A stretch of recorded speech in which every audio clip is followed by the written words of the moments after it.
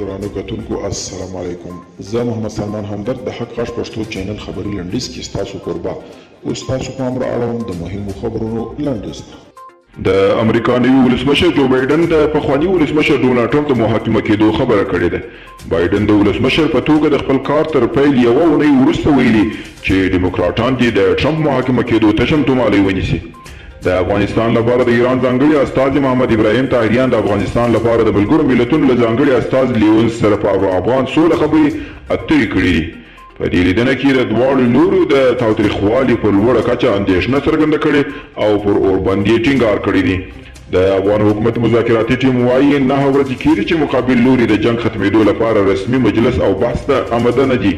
د افغان حکومت د مذاکراتي ټیم غړي نادر نادري پر خپله ټویټر پاڼه لیکلي چې د سولې ټینګښت او د افغانستان د خلکو له وژنو څخه د مخنیوي د افغان حکومت او ولس لومړیتوب دی.